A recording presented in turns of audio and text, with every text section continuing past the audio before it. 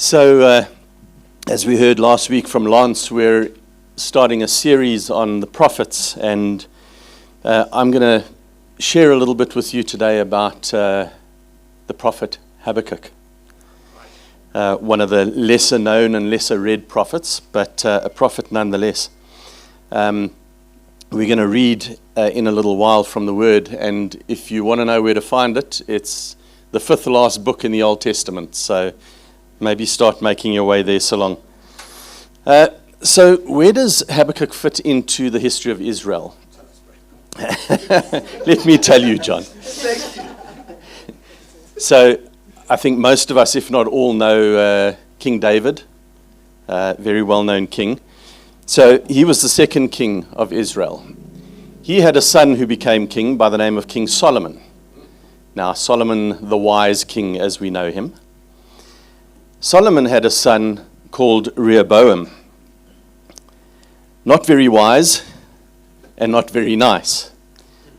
He made quite a mess of things, and he ended up splitting Israel in two. So we end up now with the kingdom of Israel in the north and the kingdom of Judah in the south. And the kingdom of Judah in the south is where Habakkuk finds himself. The northern kingdom of Israel eventually gets wiped out, gets taken over, and that's the end of Israel as an independent entity. So here's Habakkuk now in Judah, and he's with a people who are morally and spiritually compromised. Babylon was rising up, and they were threatening Judah. There was a real threat of them being taken over by Judah. They didn't have a very nice king themselves at the time. There was plenty of injustice. The poor and the vulnerable were being exploited. Judges, priests, and prophets were corrupt and taking bribes. Widows and orphans were neglected, and there were false prophets and lots of idolatry as well. Plenty of violence, lying, sexual immorality. So what would we do in a situation like that? I'm guessing we'd probably complain to God. Well, that's exactly what Habakkuk did. So Habakkuk himself was unlike most of the other prophets, where we find the other prophets bringing a word from God to the people. Habakkuk went to God and he had a gripe. So he was a bit argumentative as well, and he made the brave or possibly stupid decision to argue with God. Any of us argued with God before? Any of us won that argument? Right. So Habakkuk's name is the Greek for embrace or embracer. And as we'll see as we get through his book, he eventually does embrace God's plan. Now, his book's 3 chapters long only. The first 2 chapters, we see him arguing with God, and he's rather stressed and anxious.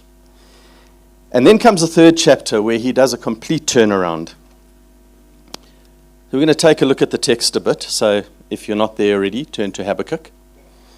In the first chapter, Habakkuk sees the violence and injustice in the region. And he cries out to God, "How long, Lord?" So if we read chapter 1, verses 2 to 4. And I'm reading just for interest's sake from the ESV. "O Lord, how long shall I cry for help, and you will not hear? Or cry to you violence, and you will not save? Why do you make me see iniquity, and why do you idly look at wrong? Destruction and violence are before me, strife and contention arise. So the law is paralyzed, and justice never goes forth. For the wicked surround the righteous, so justice goes forth perverted." So here we see him questioning God as to why he's allowing this violence to just carry on and all the corruption. And he even blames God for idly looking at wrong. Again, brave, stupid, not sure. But he gets quite real and honest with God. And God doesn't mind honesty. In fact, I think he invites it. Now, I grew up in a traditional church where we said prayers every week that were written for us by some guy many, many years ago. And every week we had to say this liturgy. Now, it was only really when we moved to another church, not so traditional, that I learned to start having proper conversations with God. I learned that I could actually share my feelings with God and tell him exactly what I was feeling. And even though I knew that his plan was going to work out in the end anyway, not mine, but I was able to have those conversations. It was a journey, and the journey continues. But God is a God who meets us where we're at. Don't be afraid to be honest with God about your feelings and about your worries. We should be pretty comfortable going to God with our true feelings. So now God answers Habakkuk, not in the way Habakkuk was expecting. He tells Habakkuk, that he's raising up the Babylonians to come and bring justice on them. Now, the ESV refers to the Chaldeans, which was the dominant population in the time in Babylon. And they were wicked. They were an extremely wicked and violent people. Where they went, they left nothing and nobody alive. They caused absolute destruction when they went into fight. God says in Habakkuk 1, 9-11, they all come for violence, all their faces forward. They gather captives like sand. At kings they scoff, and at rulers they laugh. They laugh at every fortress, for they pile up earth and take it. Then they sweep by like the wind and go on. Guilty men whose own might is their God. Not quite the response Habakkuk was hoping for. And what does Habakkuk do? He now goes back to God and he complains again. And he says, God, how can you use such a violent, corrupt nation to come and judge and bring justice to your people? So God says to Habakkuk, don't worry. I will bring justice on them. You don't have to worry about that. So God uses things that might be uncomfortable for us to correct us and to grow us.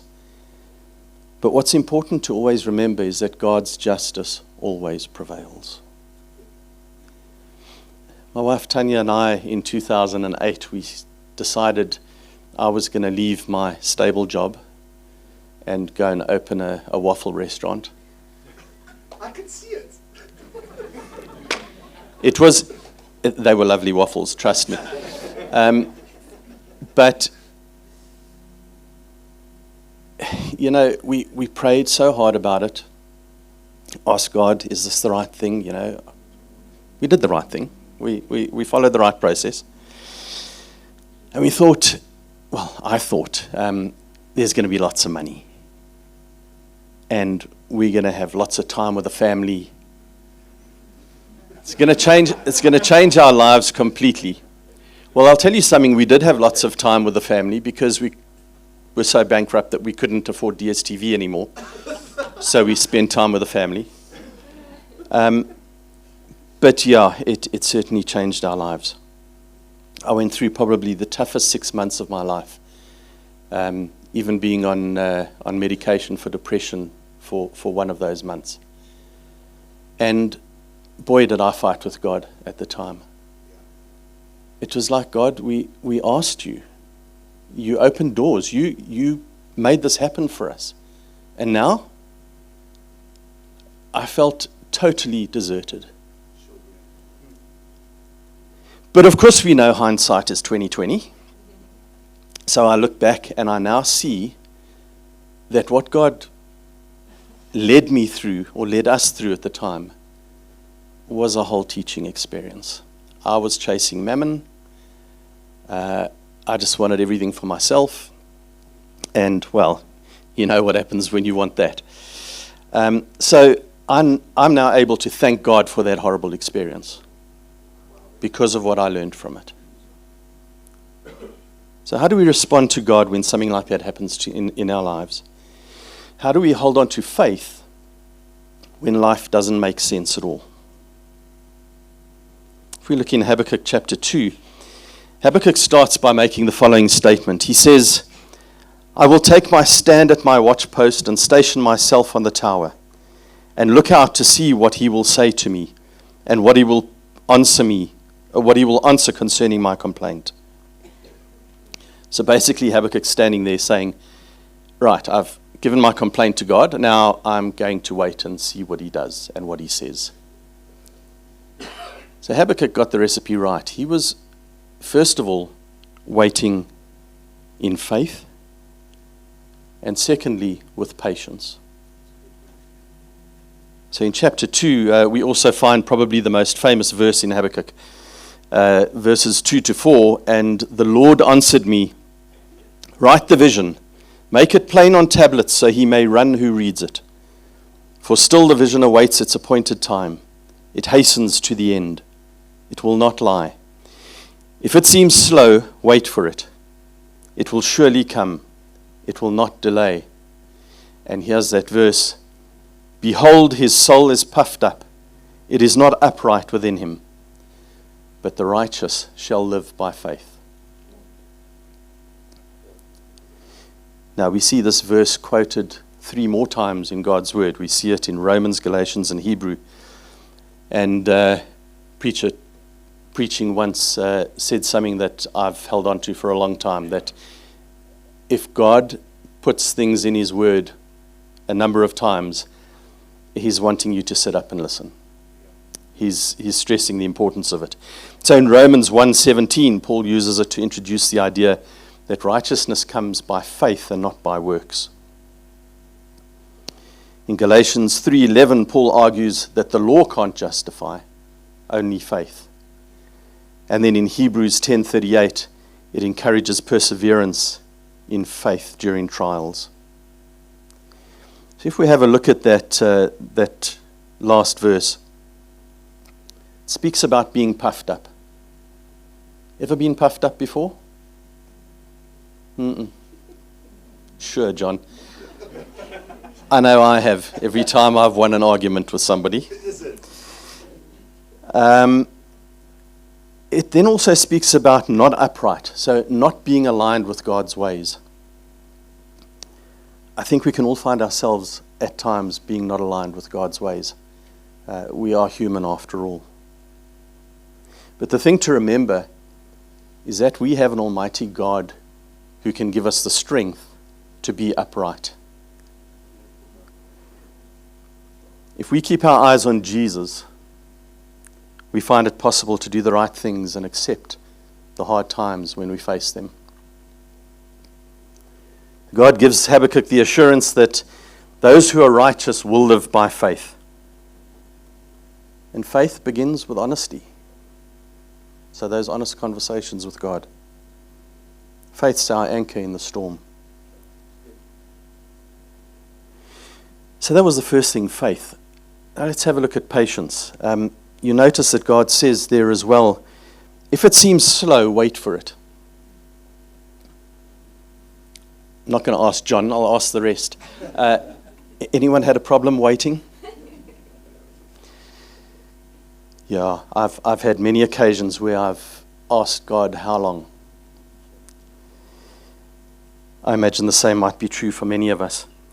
What we need to remember, though, is that God's timing and our timing, chalk and cheese. They're just not the same thing. And Habakkuk reminds us that waiting for God is an act of faith.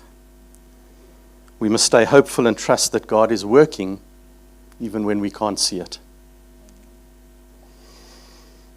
Perhaps we also find ourselves saying to each other and maybe even to God, where is God when all this corruption's happening? Where is he when all the suffering's going on in the world? Perhaps we even find ourselves asking, does he see my pain? Does he see my family's pain? My neighbor's pain? Trust that God is indeed seeing it all. Remember, he's all the omnis, omniscient, omnipotent, but he is omnipresent. He's absolutely everywhere, all at the same time, even if our minds can't wrap itself around that. So, when God says in Deuteronomy, vengeance is mine, he means it. We don't have to worry about God taking, or about us taking vengeance on people. We all have to face God at some stage and give an account for our lives and our actions. In chapter 2, we also see a whole lot of warnings from God. Woes, as they are quoted in the Bible. And there are 5 of them in Habakkuk. So I'm going to quickly go through those 5 with you. We're looking in Habakkuk 2 if you want to follow or read through later. Verses 6 to 8. Woe to the greedy and oppressive. This is a warning against unjust gain, especially through exploitation, theft, manipulation. And we see plenty of this in the world today. And I think for those who maybe own or run businesses, those of us in senior positions, management positions in business, the warning is clear. God's saying that unethical business dealings will end in ruin.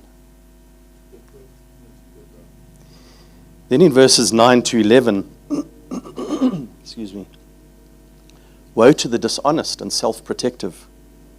Again, gaining safety by unethical means, not going to end well. In verses 12 to 14, woe to the violent and exploitative. And that we see a lot of in the news today. National leaders using violence, exploiting humans so that they can gain more power. And it's awful to see, but God's justice will prevail. We need to know that. His glory will fill the earth. Do you know that God can work in any nation, no matter who's in power? We find ourselves and we hear people praying when it comes to election time, and this is not because there's elections next year, asking God, please put your chosen person in power. Put the person in power that's going to honor you in their workings in this country. Nothing wrong with that. But do you think God cares? God can work through absolutely anybody, whether he called them to that position or not. And we need to remember again that God's plan will be worked out in the end. In chapter 2, verse 14, it says, "For the earth will be filled with the knowledge of the glory of the Lord as the waters cover the sea." The fourth woe, woe to the corrupt and degrading. That's in verses 15 to 17. Degrading other humans for personal pleasure and power. Again, God's rebuking the abuse of power and moral corruption. Then in verses 18 to 20, we're warned, woe to the idolater, worshipping anything other than God. Worshipping finances, wealth. Not that there's anything wrong with wealth. We just got to make sure that we don't make that the thing we worship.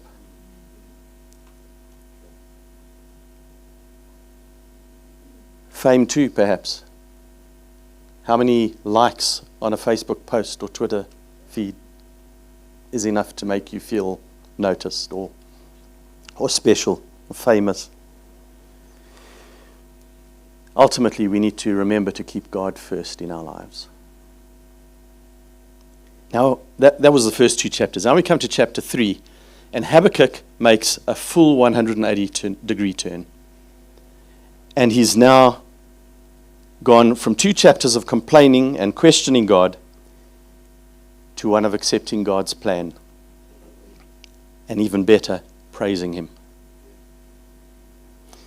So the chapter is believed to be a song. It starts off a prayer of Habakkuk the prophet, according to Shigionoth.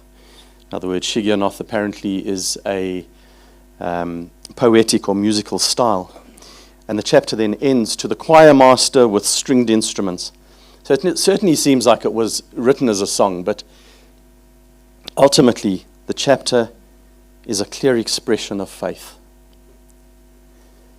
Quite different to the first 2 chapters. It's a declaration of trust and worship in the face of total loss and uncertainty. And he seems to be now so much at peace. So in that chapter, verses 17 to 18, we read, "Though the fig tree should not blossom, nor fruit be on the vines, the produce of the olive fail, and the fields yield no food. The flock be cut off from the fold, and there be no herd in the stalls. Yet I will rejoice in the Lord. I will take joy in the God of my salvation. God, the Lord, is my strength. He makes my feet like the deer's. He makes me tread on my high places." Habakkuk's saying here, even when there's economic collapse, hunger, despair, he's going to rejoice. When everything else seems shaken, God is our solid foundation. Now, as I learned, God doesn't always remove the hardship from your life, but he does help you get through it, cope with it, and even rise above it. Habakkuk in today's world might be saying, though the job is lost, yet I will rejoice in the Lord. Or perhaps, though the diagnosis is bleak, yet I will rejoice in the Lord. Excuse me. The lesson here, joy is not based on what we have or the situation we're in, but on who God is. So what's God saying to the people of Habakkuk's days? I've got 5 points here. Firstly, they were being shown that God hears and sees injustice. So Habakkuk started out by crying out to God about the violence and corruption around him, and he's wondering why God seems silent. But God's not indifferent to suffering and injustice. Secondly, that God's ways are higher than ours. God responds that he's raising up Babylon to judge Judah. Quite a shocking answer, since they were so corrupt and evil and wicked. So God's justice may come in unexpected ways, and his plans may challenge our understanding. Thirdly, that the righteous will live by faith. In times of uncertainty and judgment, faithfulness is the path to life. Fourthly, that God will ultimately judge evil. So chapter 2 continued, and we see the downfall of Babylon and other evil powers. So evil may prosper for a time, but God's justice will prevail. And lastly, that they should worship and trust in God's sovereignty. So we see chapter 3 is a prayer of praise and trust. And Habakkuk ends by saying, "Yet I will rejoice in the Lord. The sovereign Lord is my strength." So even when circumstances are bleak, we can trust and rejoice in God. So what's God saying to us in Habakkuk's book? So his message is timeless. It's as important to us today as it was back in the day of Habakkuk. So firstly, it's okay to question God. Habakkuk shows us that honest dialogue with God is okay. It's good. Doubt and grief or sorrow are part of the relationship with Him. Secondly, God is just even when we don't understand. In a world filled with injustice, corruption, suffering, Habakkuk reminds us that God is working even when His timing and His method confuses us. And thirdly, live by faith, not by sight, especially in uncertain times, whether political, spiritual, personal. God calls us to trust Him deeply. And fourthly,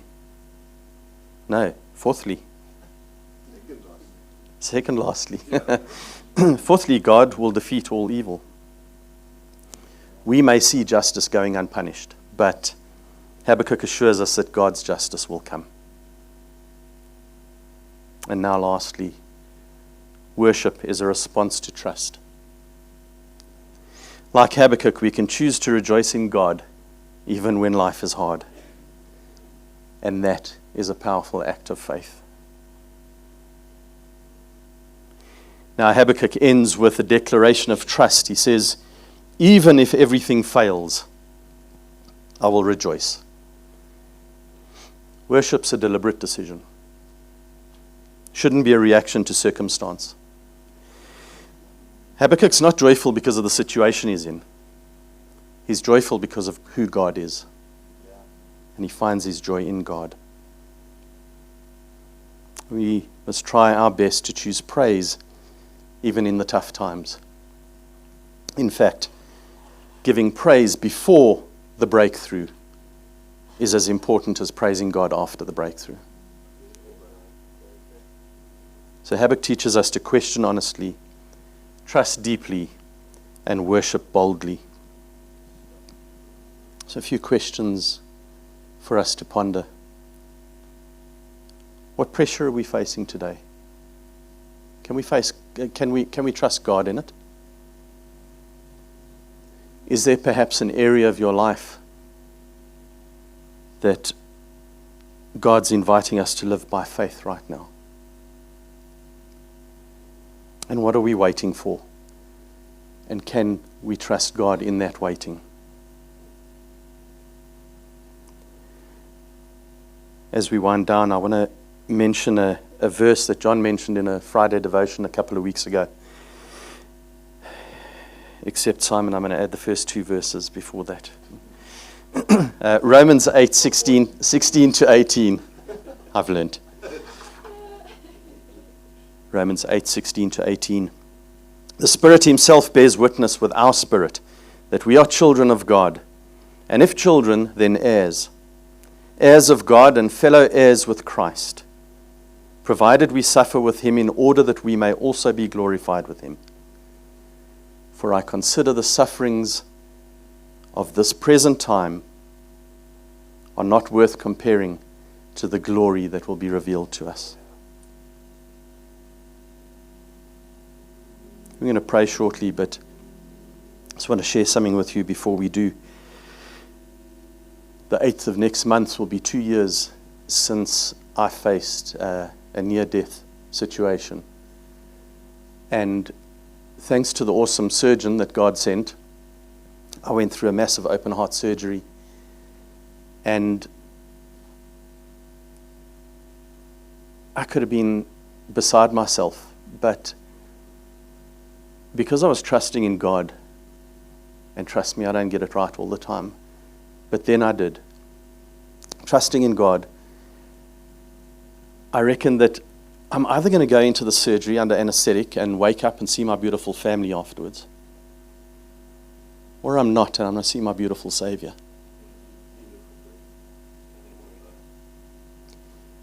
And that's what got me through it at the time.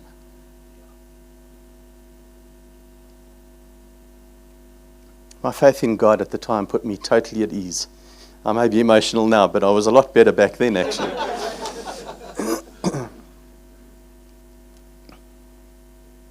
So how at peace are we with the situation we're facing right now? Are we trusting God in our situation?